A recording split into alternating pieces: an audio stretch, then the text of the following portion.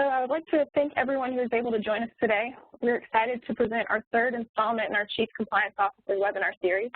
We have two panelists with us today, Jesse Skibby and Don Vogel, who will be presenting some very valuable information on constructing an internal audit framework.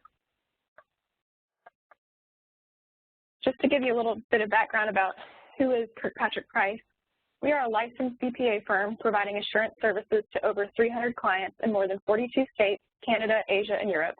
The firm has over 10 years of experience in information assurance by performing assessments, audits, and tests that strengthen information security and compliance controls.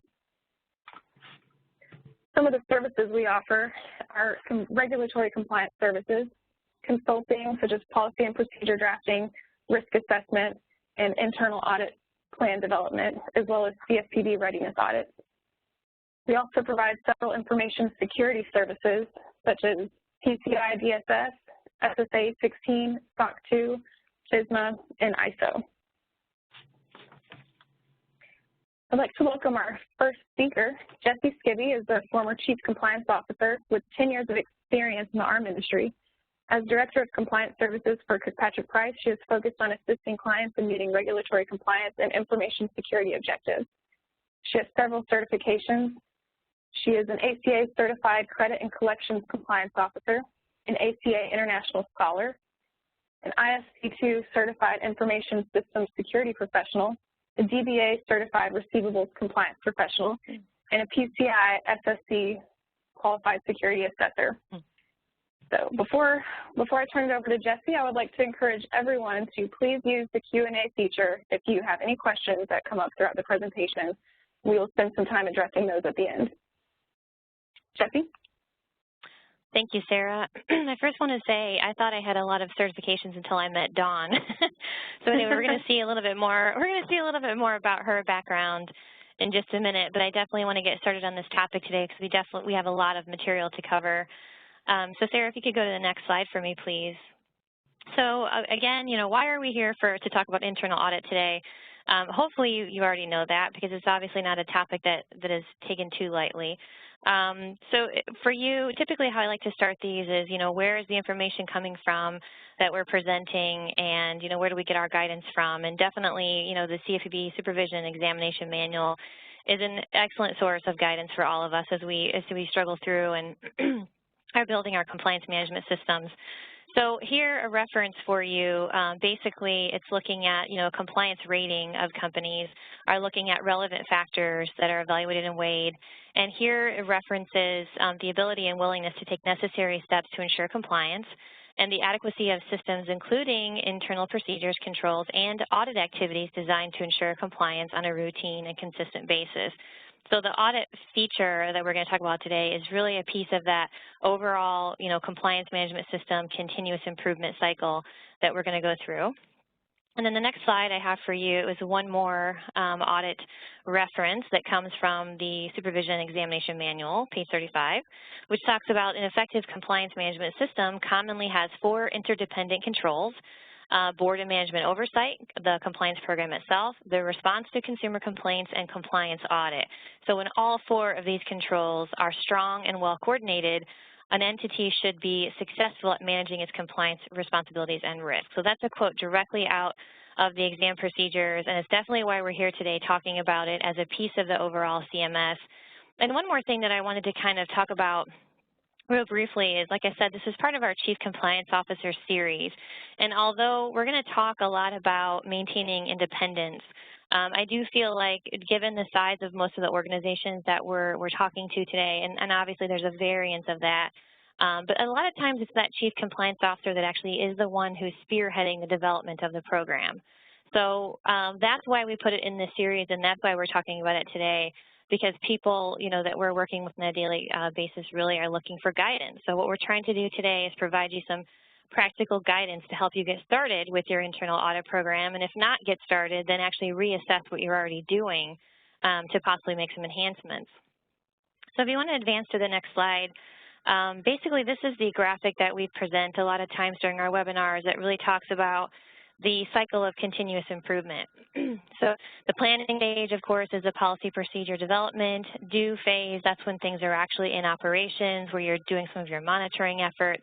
The check phase is really where the audit comes in. So you're auditing to make sure that the policies and procedures you set in place are actually being followed. And then the very important act phase is how are you acting upon those issues that you found during the check phase. So this should not be something that stops. It's a continuous improvement cycle. And today we're really focusing in on that check phase, which is the audit, the internal audit phase. So our agenda today is to really lay the foundation and where to start. Maintaining auditor independence, like I said, we're going to focus on that area. What to audit and how often, how do you decide what it is that you should be looking at. The importance of the specifics on developing an audit report, and then tracking remediation guidance, and some useful resources that Dawn has so graciously brought to us, so as far as internal audit resources. So next, I'd like to not waste any more time and introduce Dawn. I'm so happy that she's able to join us today. As I mentioned, I think she has one more certification than I do. So Dawn Vogel has over 19 years of internal audit experience. Dawn has her bachelor's in accounting from the University of Wisconsin. She started her career as an internal auditor for JCPenney and currently serves as the Director of Internal Audit for Great Lakes Higher Education Corporation, one of the nation's leading guarantors and servicers of student loans. She has served on the board of the Madison, it's the Institute of Internal Auditors chapter, as well as the Committee of Research and Education Advisors. Is that right, Dawn?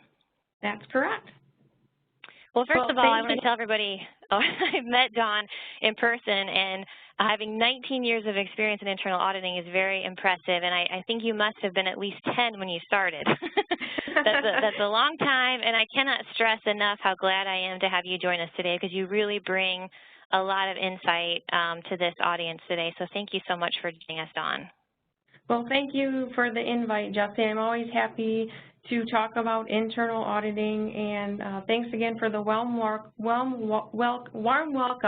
I do have to give all the credit to my parents for the good genes. Yes, I did. Yeah. I did start when I was 10. You did. Well, one thing I wanted to ask you, though, I mean, having 19 years of experience is obviously a wealth of experience. So how would you say that your auditor role has changed over the years? I mean, obviously with everything that's happening in the regulatory environment today, but what have you seen that stands out that's changed over the years? Well, I really see it as a cycle. When I first started, the focus was on compliance, and back then internal audit was more of a necessary evil. Sometimes people thought of us as the enforcers. People really weren't happy to talk to us. They kind of avoided us, to be honest. And then Sarbanes actually happened, and then the focus switched a little bit from the compliance to more on the controls and the efficiencies in the, more on the financial processes. And now we're circling back to compliance. The difference, though, this time is that management is now actually looking to internal audit for help and assistance just due to the severe consequences of noncompliance. Now instead of people running from me, they're actually calling me, and I don't really have any problems getting on anybody's calendar. Well, that's good. It's good that they're actually coming to you now for, for some guidance. And one of the things I wanted to ask you, too, was a thing that I hear from some of my clients that are building internal audit programs today, and they've been assigned the responsibility maybe to perform the audits, and maybe they don't have, a technology background, but they have to do internal audit on some of the technology controls. I mean, what advice would you give to somebody? Because I notice you're a CISA, which is actually an information systems assessor. So you obviously have been trained on what to look for in some of the technology realm, but what advice would you give to people that don't have a technology background that have been tasked with looking at that from an auditor's perspective? Well, my first piece of advice would be that you shouldn't fear it. It is doable, and also start small. When I started, it's obviously very overwhelming because maybe a person doesn't think that they have the technical expertise that they need, but in reality, there's a lot of things that a lot of anyone can do, especially if you have an auditing or a quality assurance background. Start out just understanding. Talk to the IT people in your own company. Talk to your talk to your peers. Talk to your external auditors if you have them. Start reading literature. It's very doable. There's obviously a lot of resources out there. The Information Systems Audit and Control Association, ISACA, that's where the CISA certification comes from. And just start small. It's something like an access review that's actually very important in the grand scheme of compliance and segregation of duties. It's actually something that's easy to do. It's easy to learn. So just start small and start somewhere and just build your base as you go.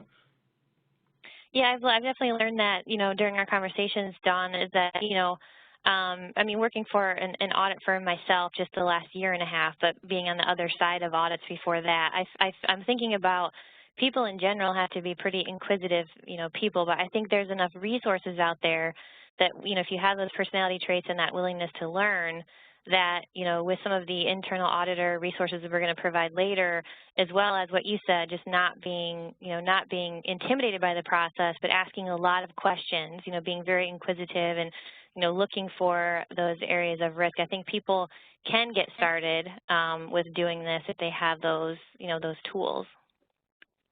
Definitely. So let's go ahead and move on to the next slide. We're going to talk about laying the foundation. Where do you start? So I guess we just started a little bit with some of the personality traits of an internal auditor.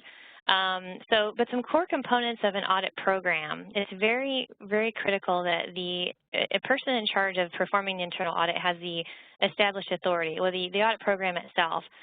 We've been talking a lot during our webinars about tone at the top and management direction, board of directors, executive management. They really have to understand that the internal audit component of the company has to have the established authority. The operational independence, obviously not auditing and crossing over into an area that, not having any operational responsibility and being an auditor at the same time. That's a definite conflict of interest. Other core components include policies and procedures, obviously outlining the entire process. A framework of controls. Now that's basically what are you looking for? What are you auditing? And we're definitely going to talk more about that later. The reporting structure, so where, who does the internal audit department or staff report to? That's definitely important to have in place. And then a remediation process. So this slide right here is kind of your checklist of things to do, places to start establishing your program. One thing I wanted to talk with you about, Dawn, is I know some of what I see out there in the industry with the clients that I work with is maybe they're a smaller company without a lot of resources to accomplish building an internal audit program. I wanted to kind of talk openly with you about this because, and as this is part of our Chief Compliance Officer series, it's not, I think that you have to be really cautious about which components, if any, the actual compliance officer audits. It should be someone that maintains independence. So, Dawn, you had some good ideas about how smaller companies could accomplish this on a limited number of resources. Yes, I think the key is just so that a person is not auditing or in a position to audit their own work. And one of the things that I think a company can do is cross-train. A lot of these topical areas, it's a matter of training. You can pick up somebody out in the company who maybe works in a different department, like maybe somebody who works in accounting or somebody who, works in, human resources, anybody that has an inquisitive mind, is detail-oriented. You can teach them how to audit. You can teach them what the objectives are and then give them some pointers on what they need to look for. Another thing, too, is I think a lot of people don't realize that a lot of the processes that they have in place already is a type of quality assurance or auditing process. And a lot of times if you just, look at what you're doing already, if you take a look at that and build on that or go from there. You can have somebody outside of that department looking in on the QA activity, making sure it's adequate, making sure it's actually being completed, and some of those things can you can use to start your internal audit program. That's good. And John, what would you say out of the components that I have on the slide here are the most critical as far as could prevent a roadblock in your audit plan if you didn't have it? I think there's two of them. The first two I think go hand in hand. It's establishing authority and the operational independence. You really need to get buy-in and support from the highest levels of the company, because if you don't have the authority to do the work, then you're not going to be able to get your work done. Also along the lines is you need access to information. If you aren't able to get the information that you need in order to perform a valuable assessment, there isn't really going to be any value. And then, of course, independence. And the independence part just leads to credibility of the work you're performing. You want, if an external party is coming in and reviewing all your work, you want them to be able to rely on it. And in order to do that, you need to establish some kind of independence. And, like I said before, really what it boils down to is you don't want to be auditing your own work. Right. I think a really great example is, a lot of the companies that are doing collections activity have very, very tight controls on their payment processing. A lot of times their payment processing department is in a separate room with separate, access to get into that room.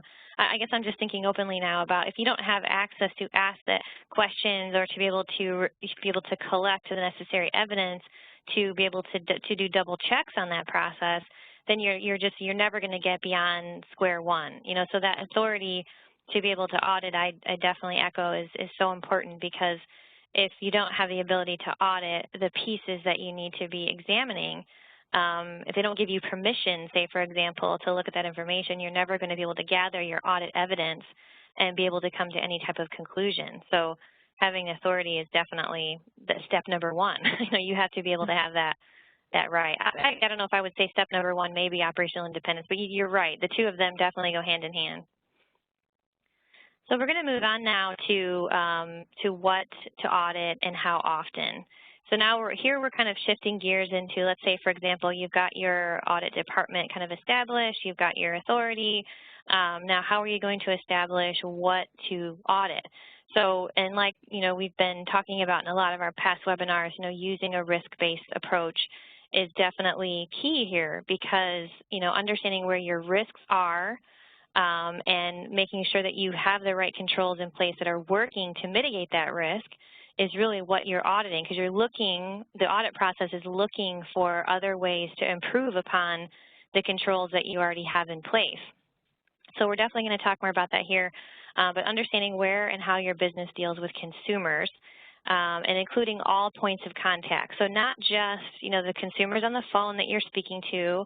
Look at the letters that you're sending. Think about ways that you can audit your letter process. And then I loved, Dawn, actually this was some input that you provided, and I absolutely loved it, but understanding what consumers are complaining about, as well as understanding applicable laws and how the CFPB exam elements apply to you.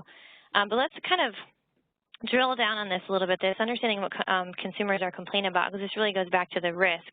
And in the credit collections environment, definitely having the consumer-facing activities or processes is where the risk lies. So Dawn, how can you kind of go into that a little bit more as far as how do you determine what consumers are complaining about, and how could you use that information if you're just starting out? Sure. Well, first you have to have some mechanism in place to capture complaints, and that's another component of a compliance management system. So if you already have that established, just obtain access to the system or the reports, or talk to the individuals who are responsible for collecting and analyzing that information, and just understand it. So if you determine that consumers are complaining most about, how you how you process payments. Maybe you're not processing them on a timely basis. From an audit perspective, you would want to, take that first and then understand what the process is, develop some kind of audit procedures. For example, if an objective is timeliness, you want to understand what the process is, what controls are in place to make sure those payments are being processed timely, and then if the results don't improve on a go-forward basis, you really want to, really dig into that. And it's kind of the whole cycle of an audit. If you, and I know this is kind of getting into how often do you audit these things. What you want to see is, hopefully there's an improvement. There's a cycle where you're auditing, the payment processing. Maybe you find out that there's a system error and something isn't programmed correctly. The programmers can go back and fix that. You give them a little bit of time to implement the fix, and then maybe in a few months you go back and you do another audit. You would hope to see some improvement. If you see improvement, well then maybe you don't audit it as often as you'd originally planned. Maybe if you're still seeing a lot of complaints, you want to go back, audit it more frequently until you see some of the complaints going down. It's actually really great that you mentioned that, Dawn, because the one thing I was thinking about was, even if it's a smaller company and you don't receive a lot of complaints, I definitely would encourage people to go and download some of the data from the CAPB complaint portal and really take a look at what they're complaining about. Because what was shocking to me when I looked at those numbers recently was that in the majority of the time, they're complaining because they don't believe the debt is theirs. And in a lot of those cases, from speaking with, some of my existing clients and others that are responding to CAPB complaints, they're saying, well, we didn't even speak to the consumer at that point in time. It's all coming from a letter that they received. So there again, thinking about your letter process, and a lot of people say, well, that's automated, that kind of comes out of our system and goes directly to our letter vendor, and those letters are sent out. It's thinking about that whole process and how you can incorporate some audit steps into both the manual pieces that are being performed as well as the automated pieces, to double check to make sure that technology is working for you the way you think it's working, and don't just necessarily rely on that. Well, in my particular example that I mentioned, it might be taking a look at, it might actually open your eyes to say, well, maybe we should make sure that the original creditor is on my letter as well as the existing creditor, so that the consumer that's receiving that letter, recognizes that debt a lot sooner versus later, and that they haven't had a chance to complain yet. So I think that, looking at things like that, really drilling down on consumer complaints can really lead you in a couple different directions, but definitely, if you have a high category of consumer complaints in one area at your own, organization, drilling down into how can you incorporate audit steps in there to try to prevent and correct, some of those activities. And, the number one place, I think, for people to start, if you're a collection agency or a collection law firm or debt buyer, the CAPB examination procedures for debt collection would be definitely a place to start. Look at how the CAPB would examine you and see how you can incorporate that into your own internal audit program would be a good indication of where to start.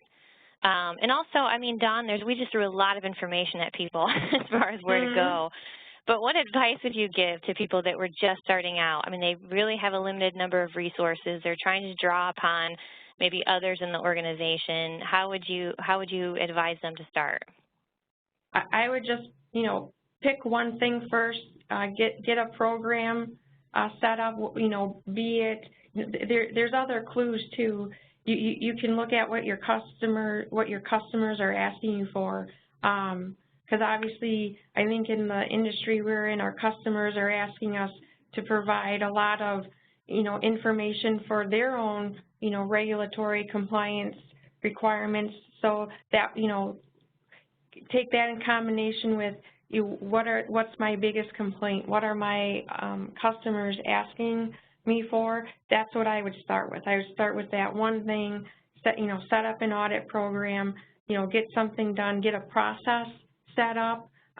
They'll give you a chance to run through your process, see what works, see what doesn't work, tweak it accordingly, and then, go from there, and just going back to, make sure it's risk-based, then just go to your next big item. Maybe some other regulatory change comes down the pipeline, and it's a big change. That's another thing you may want to look at.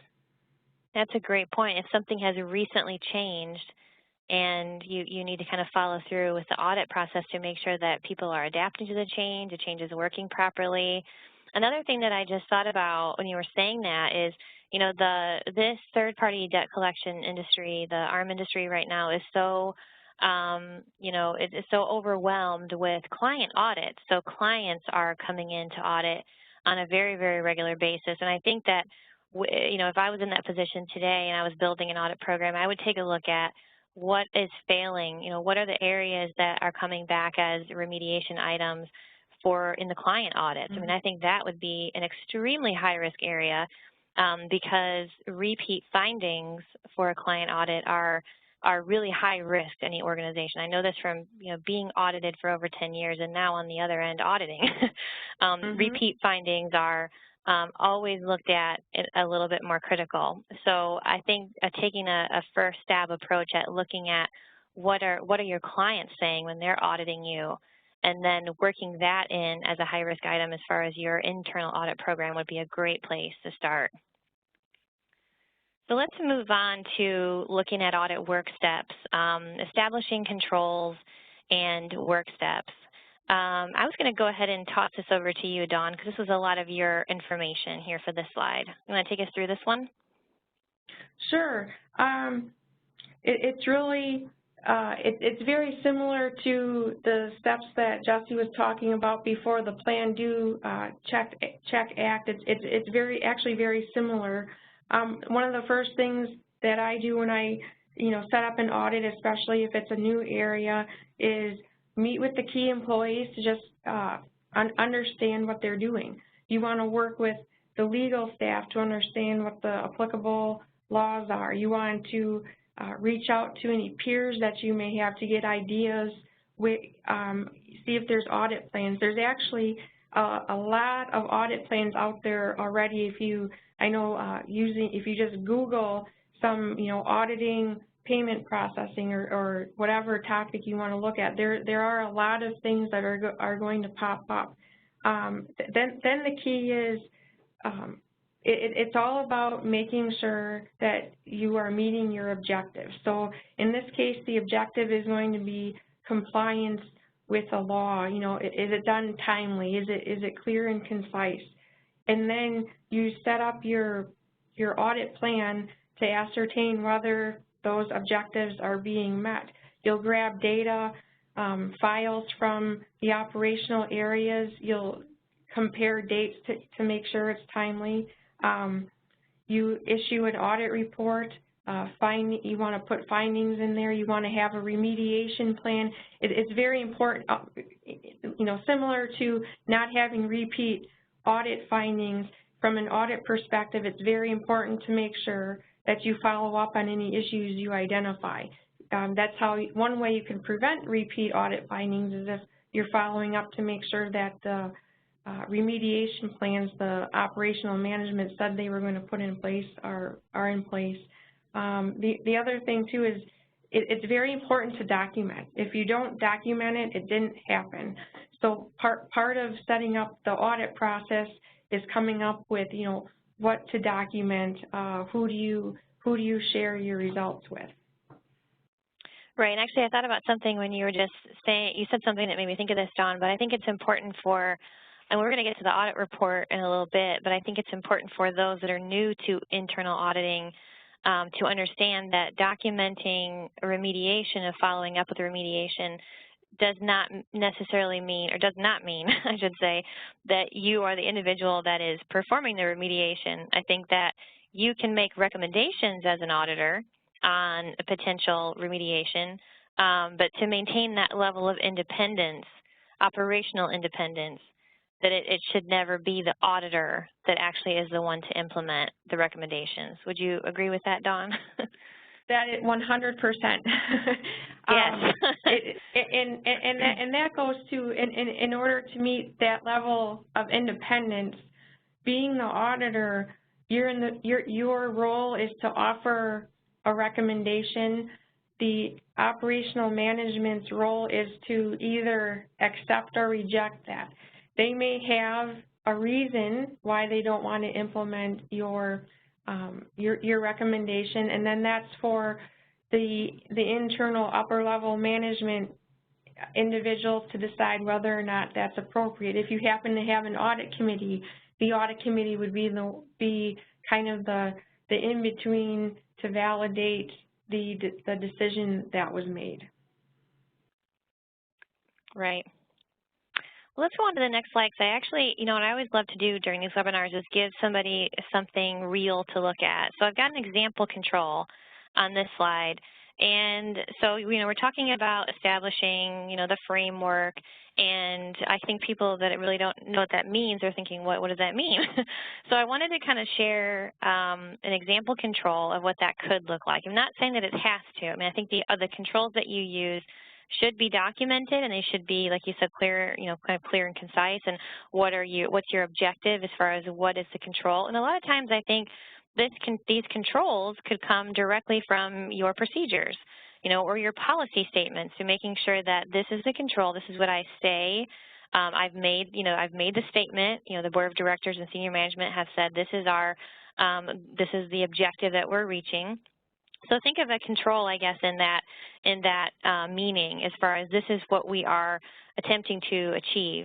And so that really becomes your control, and your testing procedure is documentation on the work steps. So think about it, we talk about collector work steps, a lot, in the collections environment, but so these are testing procedures are basically work steps for the auditor to perform. So this is the documentation, and this is great information to have if, like we were saying earlier, if you have to rely on maybe other individuals within the company to actually do auditing where they're not familiar.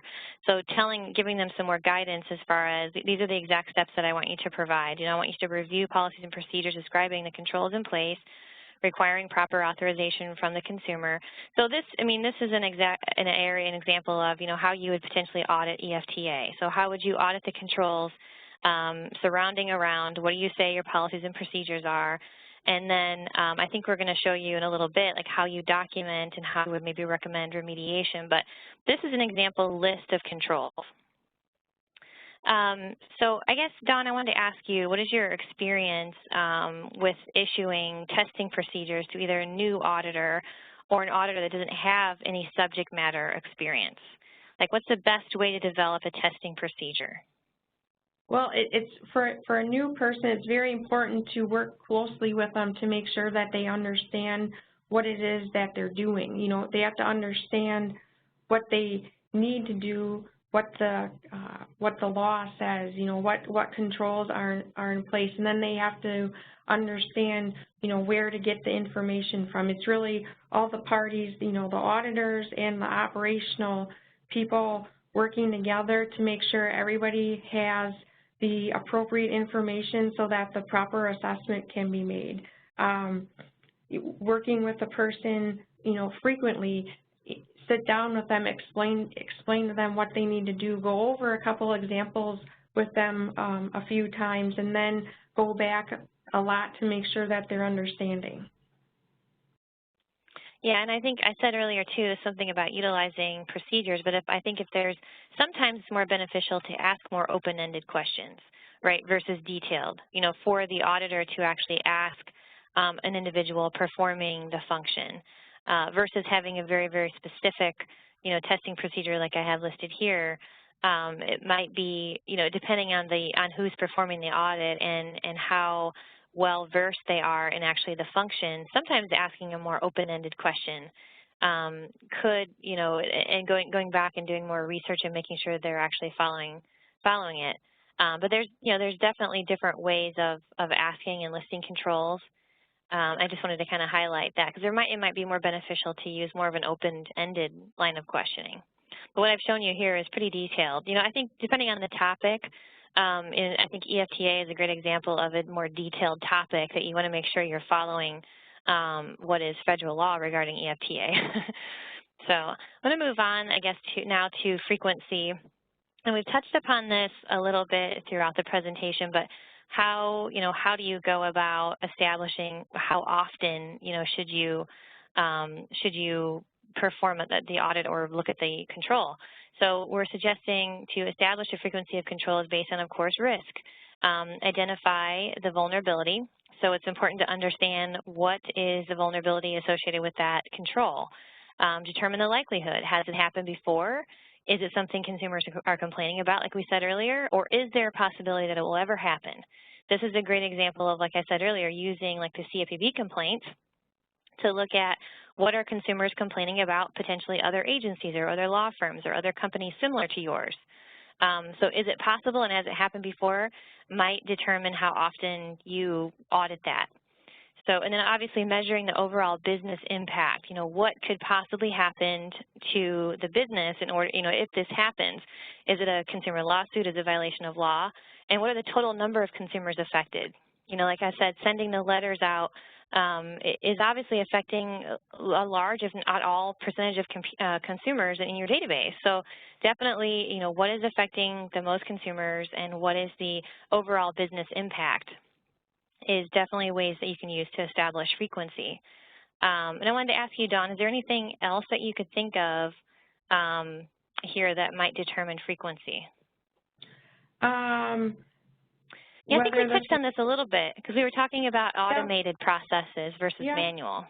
Yep, and obviously, if a process is manual, it's more open, more susceptible to error. So you want to focus on, more so on manual processes. Automated processes, that gets into, the information technology controls. If it's programmed correctly, it'll probably be working right most of the time. But when it's manual, there's human nature involved, and there's a lot of things that can go wrong when it's manual. So I typically make sure I look at manual controls in addition to the automated controls. Right, that's a great point. So let's move on to the next one now. We're actually going to show an example of an audit schedule. Now this is pretty basic Excel spreadsheet, but it's, again, another example of how you can kind of plan things out. So here, and I think you'll notice that a lot of these categories here are directly from the subheadings of the, examination procedures. So, when are you going to look at things? Maybe it's controls that you're grouping into a category.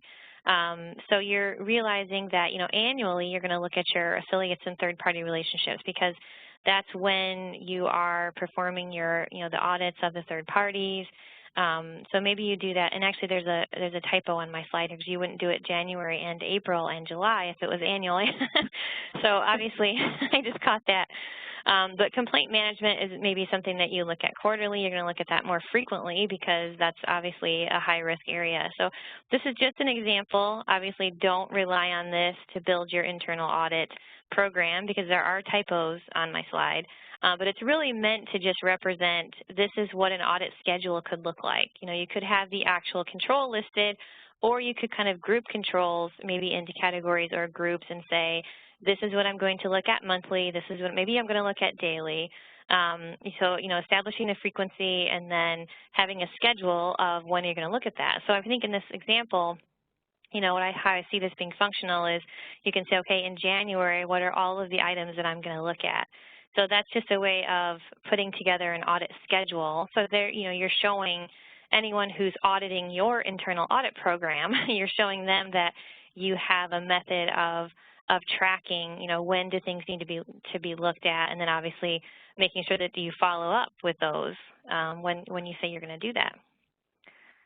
So the next slide that I wanted to show was another example of a control evaluation. So this is kind of an extension of what I showed earlier as far as the control itself. So this is a way, just, I'm thinking of a big spreadsheet here with other columns. There may be some auditing tools that you're using or other methods, but this is just pretty basic Excel type of an example here to look at, having a place to identify the gaps, maybe typing in your auditor work papers, as far as what did the auditor do? Were they compliant, yes or no? What is their risk level associated with it? And in this particular case, they weren't compliant, but it was a low risk. So it's kind of a medium risk category. And then your remediation guidance is to update the procedure documentation. So in this situation, a gap was identified that documentation simply was out of date. So this is an example of, what that could look like to, in the very simplest Excel form to document your findings and provide remediation guidance. So let's move on to the audit report. Oh, go ahead. Sorry, Dawn. I was just going to say, I just wanted to add a point. When you're developing your testing and your documentation, consider what your company culture is and what people will understand. What you want to make sure you really want to make sure people understand it, because if they don't understand it, they're not going to be able to perform the remediation, and they'll just throw the report off to the side. You really want to make sure you kind of work with whatever the corporate culture is for disseminating information. That's actually a really good point too, because I know you noticed I used color coding for for risk identification. I think that you need to make it something that is quick and that people do understand it. And the reason why I thought that using some color coding or some information is, especially when we get into the audit report, I think that'll be more meaningful. But having some sort of way of communicating effectively what your results are, because you want those audit reports to be definitely useful. And we're going to actually get into audit reports now. So as far as guidance on the audit report itself, I think this is an area that people really don't think a lot about. I mean, I see people at the point where they're struggling to put together an internal audit program. They're trying to find resources. But this audit report is actually a really important key piece of it, because it really kind of finalizes everything that we've talked about so far. What is the control? How was it tested? What was found? And Dawn, you actually made some excellent points here that I want to talk about as far as the report format. But who should receive a copy of the report? And then what we're saying is definitely the executive management, who the internal audit team is reporting to, and the chief compliance officer. I mean, we've talked about in our last chief compliance officer session of the responsibilities of the chief compliance officer are, receiving this audit report and implementing, where applicable, the necessary remediation steps. So it's very important that the chief compliance officer be copied on the audit report and be kept up to date with what's going on. The report format itself, Dawn, I'm going to let you go over this. I know this was kind of your input into the slide as far as potentially having a couple different versions of the report available depending on who's asking for it. Definitely, because when you have all these entities wanting information from you, you have to consider what information that you're providing to them. It can be, a customer that you're doing these collections for. It could be a regulator that comes in and they want some kind of evidence that you actually are auditing these processes, so you have to consider who's going to see those. You may want to consider having a very high-level executive summary that maybe you are, very happy to share with external parties, and you leave the details in a different report that's for internal distribution only, so that management can remediate the findings appropriately. You may even have a policy where you don't share the reports with anyone. Maybe you'll verbally discuss them with them, but you won't share the hard copies of the reports. That's something that you need to talk about with with your executive management or the compliance officer to determine what the distribution is going to be, and then they'll kind of guide what goes in those reports. What would you have to share with a regulator, Dawn, that came in? Probably everything? Probably, yeah. Well, it really depends. Like, sometimes regulators come in and, they're happy with seeing a report that has, high-level information, maybe not down to the account level. Another regulator may come in and say they want to see your work papers. Okay. So right. that's kind of, in some cases you may not have a choice, But I think, you know, when you're setting up your policies and your procedures and how you're going to document those things, those should all be considerations. But I definitely think this is important at the stage that a lot of people are right now as far as defining the internal audit process, because if this is something that they're just implementing, it's really good to put some thought into, you know, treating a detailed audit report very similar to how you would treat, you know, a customer's confidential information. This is not something that you would want to just email openly out to, you know, on public email. This is something that you want to make sure that you have the necessary you know, confidentiality, and I'm thinking about data classification here is what the words I was searching for, like making sure that this audit report is something that people that are handling it understand as being something confidential to the company, you know, not something that is shared unless with appropriate permission shared with outside companies. So I definitely think it's worth, you know, putting some thought into that. What you're going to share in an audit report, you know, as you're defining your process. And if, you know, if you're in the middle of it, think about adding that to your policies and procedures and talking about that with management as far as what are they comfortable, you know, sharing. So let's actually show an example of an audit report, which is on the next slide.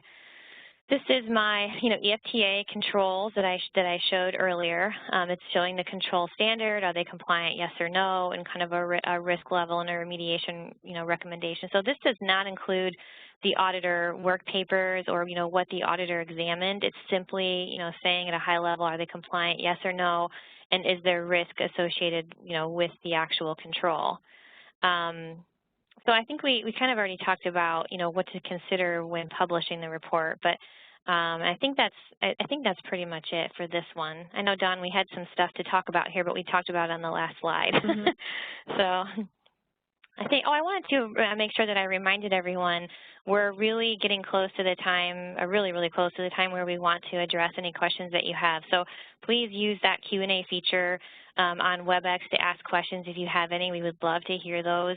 It's up on your toolbar under Options in the WebEx Meeting Center. So definitely look for that and ask us any questions you could think about regarding internal audit. So let's move on to the resources slide. And Dawn, I'm going to let you walk through this because these are the resources that Dawn would graciously shared with us. Sure. The Institute of Internal Auditors, I think the name kind of says it all. It's a professional organization for internal auditors.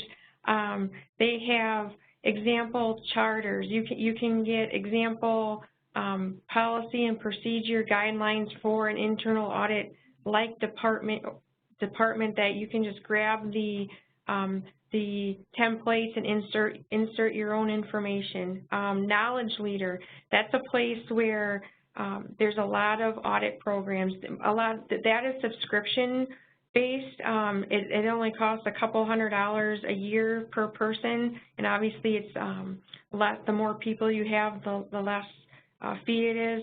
But that's been you know, instrumental. They have example policies and procedures also. These and like I said, just, you know, if you don't have the resources to join one of these groups, just start by Googling it. I was actually quite surprised when the first time I did that with all the free information that's out there.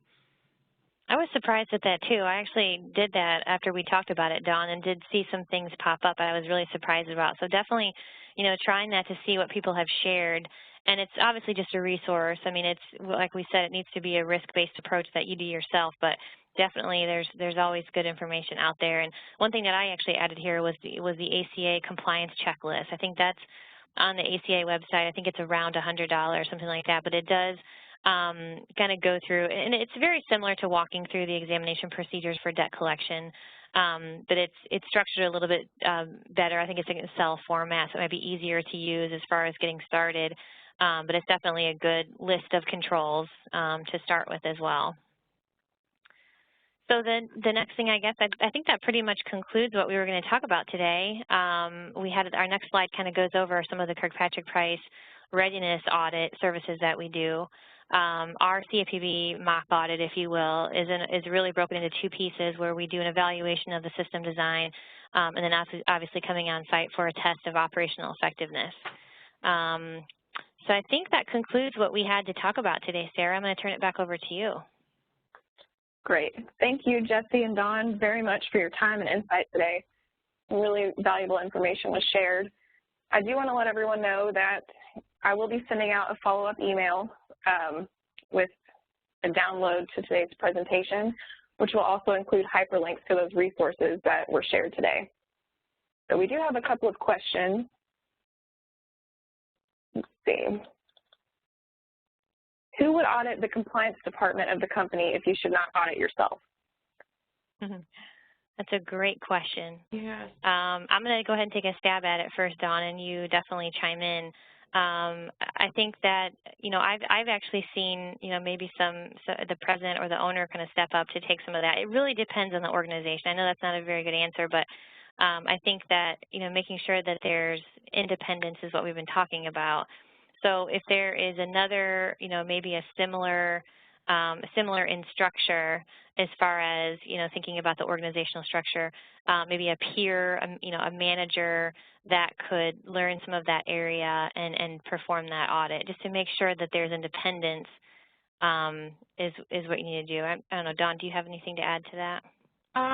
The only other thing I can think of is you could come up with some kind of a self-assessment.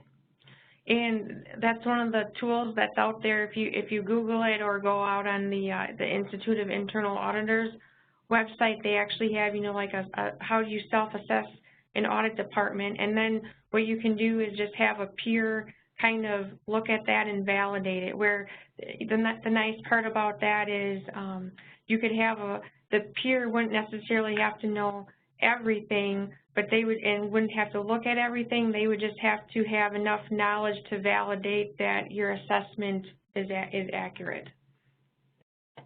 That's excellent feedback. Great.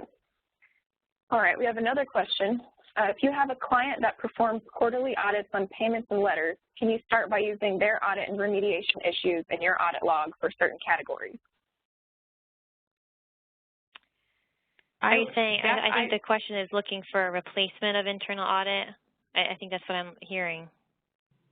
Yeah, I mean, you could start there. I think that goes to, if you're looking for a place to start, as we talked about before, look at what your, when you're being audited, what are the issues that are coming up? And obviously, being in the compliance area, if there are issues brought up by your customers or other external parties, you definitely want to make sure that they're being remediated.